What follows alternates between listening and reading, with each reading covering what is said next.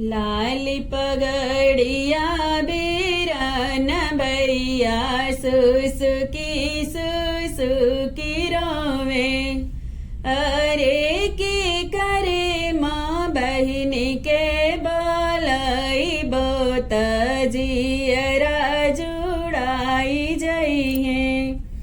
अरे के करे माँ बहिन के बोलई बोत जियरा जुड़ाई जइहे। भीतरा से भाभी निकले भैया से अरज करे।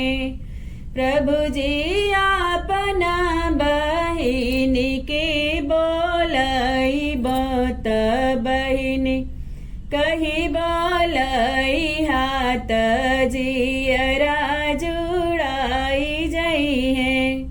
प्रभु जी अपना बहिन बोलवई बोत बहिन कही बोलई हाथ जियरा जुड़ाई जइहे। प्रभु जी कहाँ पैबा चंदना पीढ़ुआ तलका ओ हरवा। हरे कहाँ पैबा चारी कहरवा बहिनिया आपन आने जइबा। प्रभु जी कहाँ पैबा चारी कहरवा बहिनिया आपन आने जइबा। एतनी बचन जब भैया सुनहि लेला। एतनी बचन जब भैया सुनहि लेला।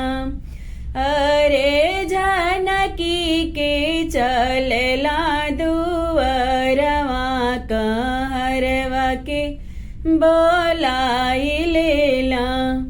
अरे जानकी के चलेला दुअरवा कहरवा की बोलाई लेला।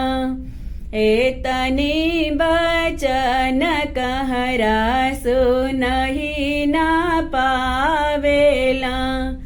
कहरा ले आइला ललका हरवा बहिनिया आने चली गइला।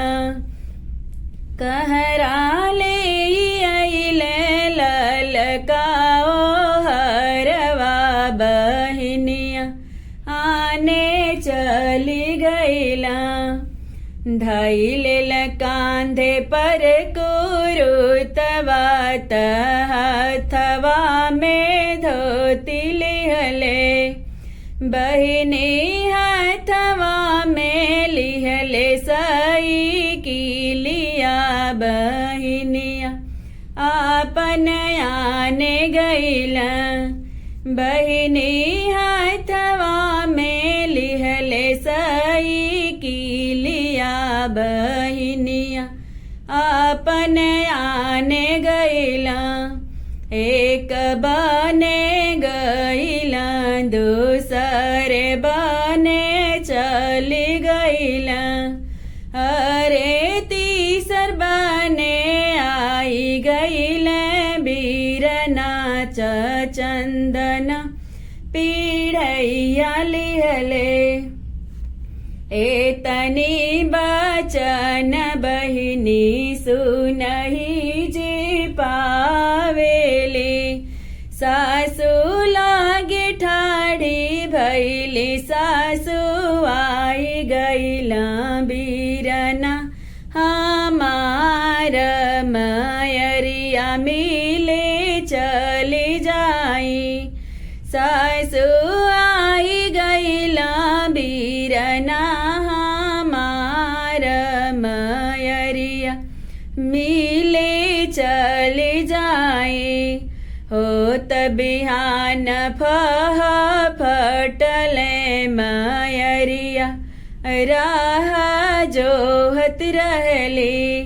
होत बिहान फहा फटला मायरिया हमारी राह जो है। अरे आई गई है बेटी हमारा त हृदय से लगाई ले बम। अरे आई जई है बेटी हमारा त हृदय से लगाई ले बम। लाली पगड़िया बीरन भैया सुसुकी सुसुकी रोवे। अरे के करे मो बहिनी